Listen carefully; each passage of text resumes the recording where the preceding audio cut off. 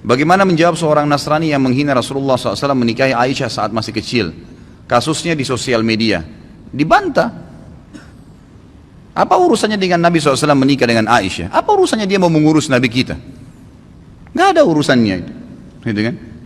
Gak ada urusan sama sekali. Apa urusannya mereka mau mencampuri Nabi kita, mau menikah 9 kah, mau menikah 2 kah, mau menikah 3 kah? Itu kan Nabi kita, terserah.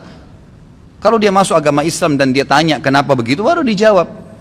Urus saja, suruh urus agamanya sendiri, gitu kan?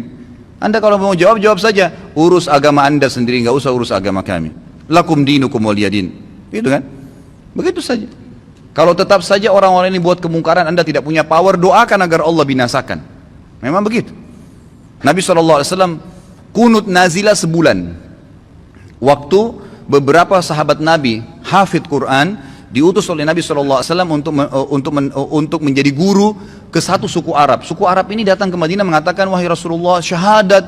Ternyata mereka munafik, mereka pura-pura. Kirimlah bersama kami beberapa sahabat Anda yang hafal Quran agar bisa mengajarkan kami. Nabi SAW dengan polos kirimin. Di tengah jalan dibunuhin sahabat-sahabat Nabi itu. Mereka sepakat dengan itu. Nabi SAW tidak tahu posisi suku itu di mana. Datang tiba-tiba syahadat dengan husnudzan dikirim. Maka Nabi SAW kunut nazilah. Kunut nazilah dikerjakan 5 waktu sholat. Subuh, duhur, asar, maghrib, isya. Kunut terus. Minta agar Allah binasakan mereka. Sampai Allah turunkan azab satu suku semuanya mati. Itu boleh saja. Gitu kan? Doakan agar Allah datangkan musibah kepada mereka. Itu hak kita. Gitu kan? Bagaimana kalau seandainya ada orang sekarang yang mencaci maki Nabi Isa? Kita saja umat Islam pasti bisa marah. Karena itu Nabi kita juga. Rukun iman kita iman kepada para nabi. Kalau ada yang mengatakan Isa bukan nabi, Isa begini, orang Islam punya hak untuk marah karena itu juga adalah nabi Allah. Gitu kan? Kalau ada orang menghina Nabi Isa dan orang Nasrani nggak marah, itu aneh. Gitu kan? Mereka harus marah, wajib marah karena nabinya dihina. Karena gitu. Jadi kalau Nabi Muhammad SAW dihina, wajar kita marah. Bagaimana caranya orang tidak marah? Nabi kita, panutan kita, kita yakini dia utusan Allah. Nggak usah jadi pengikut nggak usah jadi pengikut Nabi Muhammad SAW kalau tidak bisa membela beliau. Itu kan? Kehidupan dunia ini sebentar, saudaraku. Sebentar kehidupan dunia ini. Sampai kapan? Demi Allah, saudaraku. Kita ini membutuhkan sekarang, laki-laki di sini yang hadir, yang mendengarkan suara saya dan ini mengikuti ceramah kita. Kita membutuhkan sekarang orang-orang mukmin yang imannya iman baja, bukan iman kerupuk.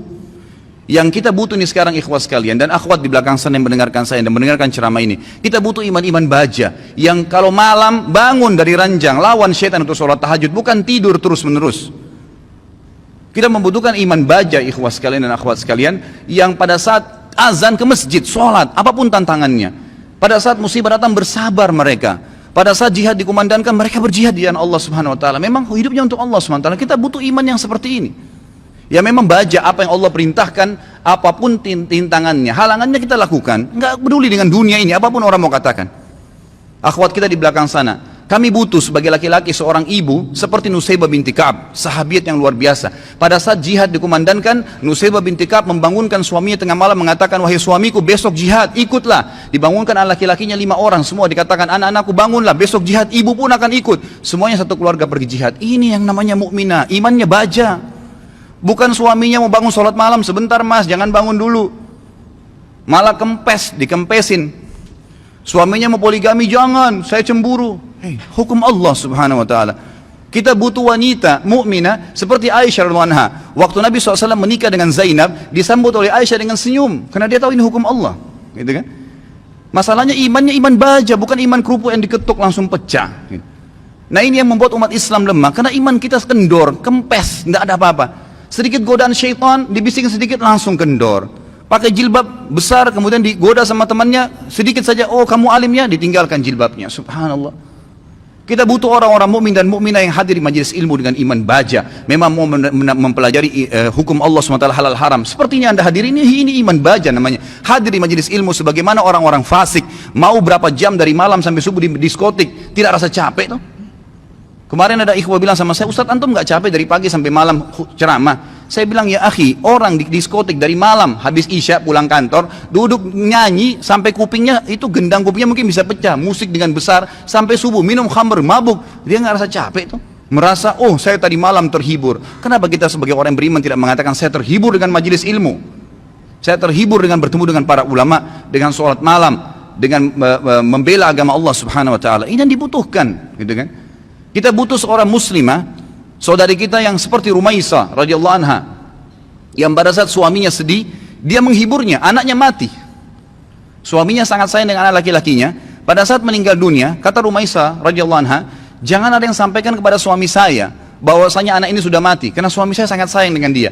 Waktu suaminya pamit pergi ke masjid, sholat maghrib isya, pulang habis isya, Rumaisa berdandan, pakai minyak wangi, masak masakan yang enak sekali, lalu dilayani suaminya. Begitu pulang, suaminya diajak makan, digodain, dirayu, sampai berhubungan badan. Setelah puas suaminya kenyang, biologisnya selesai, perhatikan wanita mukminah yang faham di mana dia letakkan godaannya, imannya membawa dia bagaimana untuk bisa menghilangkan kesusahan suaminya, bukan jadi beban bagi suaminya. Dia mengatakan, wahai suamiku, dengan santun nih, anaknya mati, dia juga sedih sebenarnya, tapi bagaimana dia menghibur suaminya, dan dia tahu ketaatan pada suaminya, ketaatan kepada Allah Azza wa Jalla.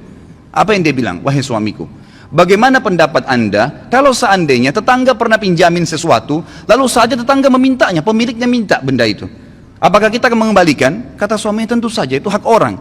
Kata Rumaisa dengan tenang, dengan sangat luar biasa kasih sayang sama suaminya, dia mengatakan, wahai suamiku, kalau begitu berharaplah pahala dari Allah, karena ya, Allah SWT yang menitipkan anak kita telah mengambilnya.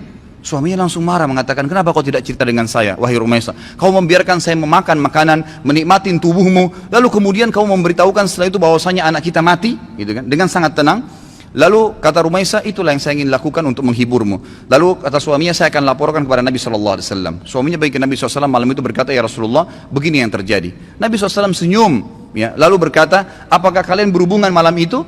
Kata keduanya, iya ya Rasulullah. Kata Nabi SAW, semoga Allah berkahi, betul hamil gara-gara hubungan malam itu, dan tahun depannya lahir seorang anak mujahid dari kalangan sahabat yang hanya besar mati syahid di jalan Allah Subhanahu Wa Taala. Ini yang kita butuhkan, orang-orang yang punya iman, ikhwas sekalian.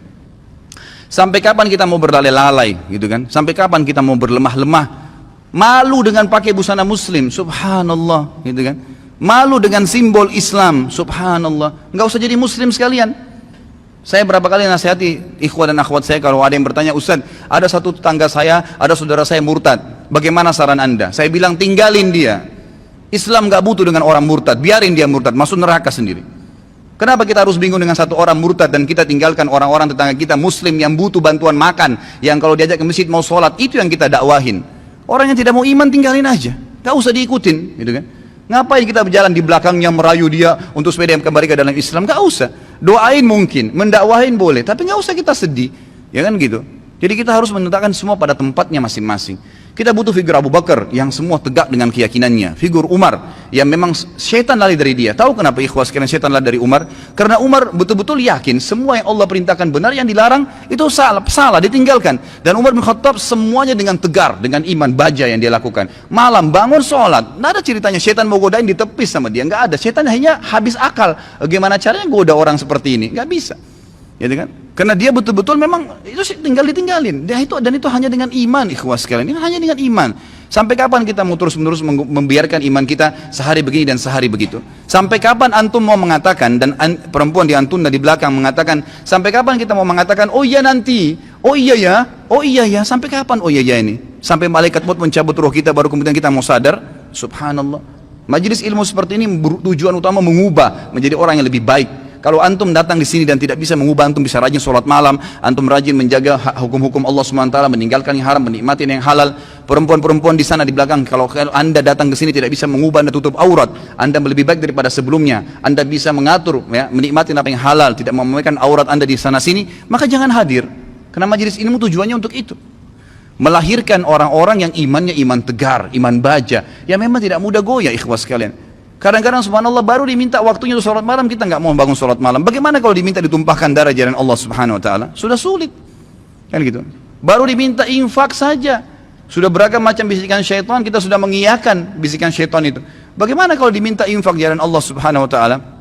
Mengorbankan seluruh harta, pakaian kita bahkan kalau perlu dijual untuk itu. Ini semua karena cinta terhadap dunia yang berlebihan, Allah musta'an. Semoga Allah SWT yang di langit sana yang melihat kita ini menjadikan kita orang-orang yang terpilih di kalangan hamba-hambanya yang dipenuhi imannya dengan iman baja insya Allah dalam hati dan meninggal dalam keadaan syahid. Ya Allah, saya meminta kepadamu atas namamu yang maha mulia, agar engkau menjadikan aku secara khusus dengan keluargaku, ya Allah, semuanya mati syahid di jalan Allah, dan semuanya memiliki iman-iman yang baja, dari keturunan dan seluruh istri dan anak-anakku, dan juga semua yang hadir di sini, ya Allah, semoga engkau berikan apa yang terbaik dari hamba-hambamu. Jadi mudah-mudahan kita tidak termasuk orang-orang yang lemah, dan orang-orang yang sama sekali meninggal dalam kondisi nanti menyesal, oh kenapa ya, oh seandainya ya, sudah nggak ada gunanya ikhwah. Sekarang saatnya berubah.